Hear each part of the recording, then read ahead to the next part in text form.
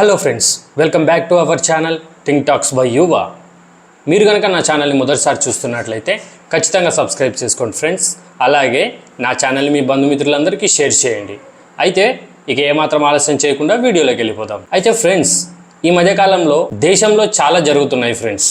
అంటే సుప్రీంకోర్టు రాష్ట్రపతి గారికి గవర్నర్ ఆయా రాష్ట్రాల్లో ఉండేటటువంటి గవర్నర్ బిల్లులను 3 నెలల్లోపు సైన్లు పెట్టేసి ఆమోదం తెలపాలి అని చెప్పేసి ఒక చాలా విచిత్రమైనటువంటి ఒక నోటిఫికేషన్ అనేది ఇవ్వటము, దాని గురించి దేశంలో మొత్తము భారత పౌరులందరూ సుప్రీంకోర్టుకి వ్యతిరేకంగా పోస్టులు చేయటము ఎక్స్ మాధ్యమాలలో సోషల్ సైట్స్లో జరుగుతున్నాయి ఫ్రెండ్స్. అంతేకాకుండా ఈ వక్ఫ్ అమెండ్మెంట్ బిల్ 2025 అనే బిల్లు పైన సుప్రీంకోర్టు ప్రవర్తించినటువంటి తీరు, ఎందుకంటే ఈ వక్ఫ్ బోర్డును రద్దు చేయాలని చెప్పేసి ఇది వరకు అంటే గత 10 సంవత్సరాలలో చాలా మంది ఆయా రాష్ట్రాల హైకోర్టులలో కేసులు దాఖలు చేశారు.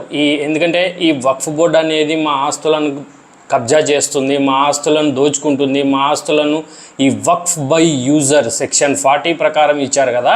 ఈ వక్ఫ్ బై యూజర్ అనే ఈ చట్టాన్ని పెట్టుకొని ఈ చట్టాన్ని దుర్వినియోగం చేస్తూ ఇస్లాంకు ఏ సంబంధం లేనటువంటి మా భూములను కూడా కబ్జా చేసి పెట్టుకుంటుంది అని చెప్పేసి ఈ బోర్డుని ఈ వక్ఫ్ బోర్డును పూర్తిగా రద్దు చేసేయాలి అని చెప్పేసి ఎంతోమంది ఇతర మతస్థులు, కేవలం హిందువులు కాదు, క్రైస్తవులు కూడా, ఈ కేరళకు సంబంధించినటువంటి మునంబం ప్రాంతంలో ఉన్నటువంటి ఆ క్రైస్తవులు కూడా అక్కడ ఆయా రాష్ట్రాల్లో ఉన్నటువంటి హైకోర్టులలో కేసులు వేశారనమాట. దీన్ని అప్పట్లో సుప్రీంకోర్టు దగ్గరికి తీసుకెళ్తే సుప్రీంకోర్టు ఏమన్నది అంటే, ఈ కేసులన్నింటినీ మీరు ఆయా రాష్ట్రాల్లో ఉన్నటువంటి హైకోర్టులలో తేల్చుకోండి, మా దాకా ఎందుకు తీసుకొస్తున్నారు అని చెప్పేసి చేతులు దులిపేసుకుంది.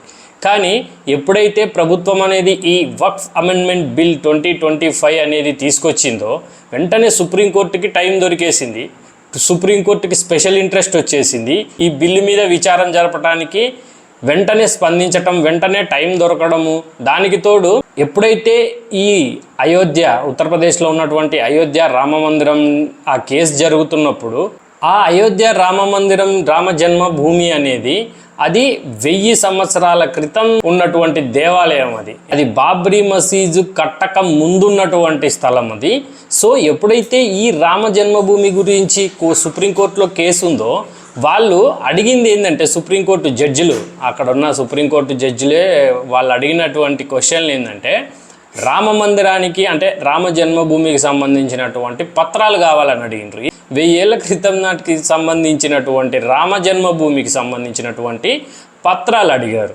ఇప్పుడు అదే సుప్రీంకోర్టు జడ్జిలు వచ్చేసి వక్ఫ్ బోర్డుకు సంబంధించినటువంటి భూములు 500 ఏళ్ల క్రితం ఇక్కడ మసీదు ఉందని చెప్పేసి పేపర్లు ఎలా తీసుకొస్తారు అని చెప్పేసి జడ్జిలు అనటం.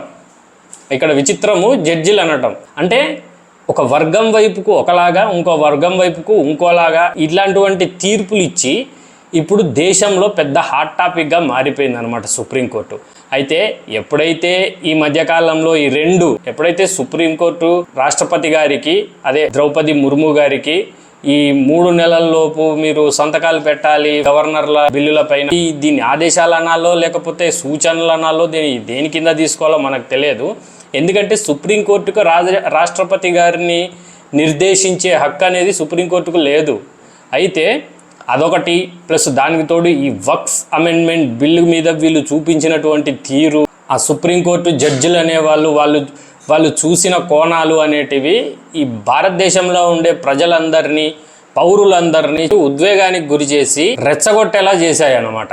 దానికి తోడు 20 రోజుల క్రితము జస్టిస్ సంజయ్ వర్మ అనేసి ఒక హైకోర్టు, ఢిల్లీ హైకోర్టుకు సంబంధించినటువంటి ఒక జడ్జి ఇంట్లో 50 కోట్ల డబ్బులు, నోట్ల కట్టలు అనేటివి అతని స్టోర్ రూమ్లో కాలిపోయి కనపడటము, దాని మీద సుప్రీంకోర్టు ఏ మాత్రము కొంచెం కూడా మర్యాద, గౌరవము, ఈ జస్టిస్ సిస్టమ్ మీద ఏమాత్రం గౌరవము ఏదీ లేకుండా ఈ సుప్రీంకోర్టు ఆ హైకోర్టు న్యాయమూర్తిని జస్ట్ కేవలము అలహాబాద్ హైకోర్టుకి ట్రాన్స్ఫర్ చేసేసి పంపించేసి చేతులు దులుపుకోవటము, దానికి సంబంధించినటువంటి వీడియోలు, ఆడియోలు అన్నిటినీ నాశనం చేపియటము, ఇవి చేసి సుప్రీంకోర్టు అంటే న్యాయ వ్యవస్థకు సంబంధించినటువంటి ఈ జడ్జిలు వీళ్ళు ఎంత కరప్టెడ్ అయిపోయారు దేశంలో అనేసి వీళ్ళ మీద చాలా జనాలు అనేవాళ్ళు, భారతదేశ పౌరులు అనేవాళ్ళు వీళ్ళ మీద ద్వేషపూరితంగా తయారయ్యారనమాట. సో దానివల్ల ఏం జరిగింది అంటే విష్ణు శంకర్ జైన్ పశ్చిమ బెంగాల్ ముర్షిదాబాద్లో జరిగినటువంటి దాడుల గురించి, అక్కడ హిందువులు పడుతున్న బాధలు, అక్కడ హిందువులు ఎదుర్కొంటున్న వివక్షలు, అక్కడ హిందువులు ఎదుర్కొంటున్న ఈ దాడుల గురించి అతను సుప్రీంకోర్టులో ఒక పిటిషన్, రిట్ పిటిషన్ అనేది దాఖలు చేశాడనమాట. ఏమని అంటే పశ్చిమ బెంగాల్లో రాష్ట్రపతి పాలన విధించాలి అని చెప్పేసి ఈ సుప్రీంకోర్టులో రిట్ పిటిషన్ దాఖలు చేశారు.